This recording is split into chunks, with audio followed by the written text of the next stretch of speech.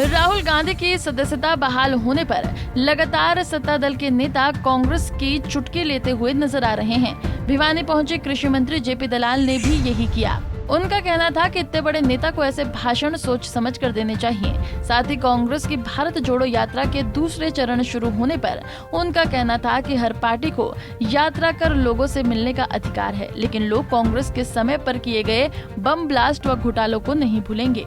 अब यूपीए का आप देखिए, उसके वक्त में जो लोग याद करते हैं कि बम ब्लास्ट होते थे, 2014 से पहले घपलों की खबर आती थी, वही चीज़ है। अब उन्होंने अपना नाम बदल के इंडिया रख लिया, तो उससे उनको कोई फ़ायदा नहीं होना। राहुल गांधी जी की अध्यक्षता में पिछले लोकसभा के 2 चुनाव हुए, उनमें जो जनता ने उनको रिजेक्ट किया, आज वो उसी को कि भी उनको कोर्ट से रिलीफ मिल गया है तो उत्साहित है।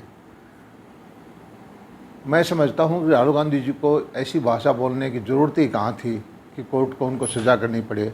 इतने बड़े नेता को भाषा पे संयम रखना चाहिए और आगे भी ये ध्यान रखना चाहिए कि इस तरह के काम ना करें जिससे आपसी भाईचारा बिगड़े। किसी भी नेता को, राजनीतिक पार्टी को यात्रा करने का अधिकार है, गांव में जाने का अधिकार है, और देर से ही सही राहुल गांधी जी को जो भारत के बारे में जानकारी नहीं थी, आजकल वो कभी ट्रक में जाते हैं, कभी किसानों के बीच में जाते हैं, कभी सब्जी मंडी में जाते हैं, तो जानकारी ले रहे हैं अपने देश के बारे में।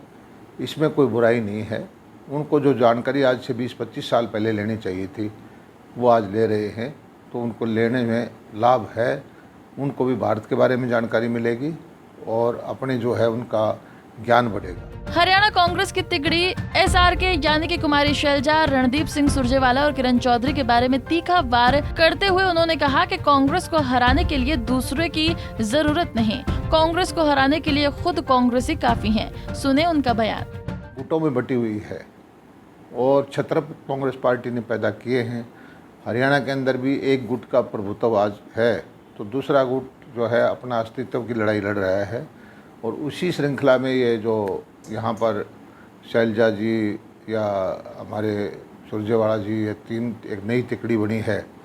अपने बचाव के लिए, अपने अस्तित्व के लिए लड़ाई लड़ रहे हैं, वो करते रहे। कांग्रेस के लिए किसी दूसरे को हराने की जरूरत नहीं है, कोशिश करने की जरूरत नहीं। कांग्रेस को हराने के लिए कांग्रेस ही काफ़ी है। वहीं किसानों को लेकर कृषि मंत्री का कहना था कि किसान को समृद्ध बनाने के लिए नई योजना शुरू की जाएगी। सब्जी व फल उगाने वाले किसानों के खेतों में कोल्ड स्टोर, प्रोसेसिंग, पैकिंग व ग्रेडिंग यूनिट लगाने के लिए जापान की सरकारी कंपनी से 3000 करोड़ रुपए 1% ब्याज पर लेकर काम किया जाएगा। अब हमारी जापान गवर्नमेंट की एक एजेंसी है, जायका सरकारी एजेंसी है, उससे बातचीत चल रही है कि उससे हम 3000 करोड़ रुपए का पैसा ले करके 1% ब्याज पर 20-30 साल के लिए वो देते हैं कि पीछे जो किसान हैं, सब्जियों की खेती करें, फलों की खेती करें, उनके यहीं उनके कोल्ड स्टोरेज बन जाए, प्रोसेसिंग यूनिट बन जाए, कोल्ड चेन हो जाए, रेफ्रिजरेटर वैन चल जाए, पैकिंग, ग्रेडिंग, सॉर्टिंग करके उनका माल अंतर्राष्ट्रीय स्तर का हो जाए और वो माल मंडी में जा कर के विदेशों तक बिके, जिससे हमारे किसानों की आमदनी बढ़े। ऐसी हमारी कोशिश चल रही है और इसमें जापान सरकार ने बहुत रुचि दिखाई है।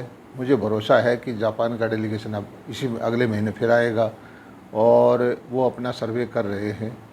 ये काम हो जाता है तो हरियाणा के किसानों के लिए बहुत ज़्यादा बड़ा काम होगा, हरियाणा के किसानों को बहुत ज़्यादा फायदा होगा। कृषि मंत्री जेपी दलाल ने कांग्रेस पर कटाक्ष कर किसानों की भलाई व समृद्धि का दावा किया है। ऐसे में देखना होगा कि कृषि मंत्री के दावे किसानों के लिए कितने हितकारी होते हैं। भिवानी से अशोक भारद्वाज, पंजाब केसरी टीवी। हमसे जुड़े रहने के लिए हमारे YouTube चैनल को सब्सक्राइब करें और नई वीडियो की नोटिफिकेशन के लिए बेल आइकॉन को दबाएं। अगर आप ये वीडियो Facebook पर देख रहे हैं तो लाइक जरूर करें और ज्यादा से ज्यादा शेयर करें। धन्यवाद।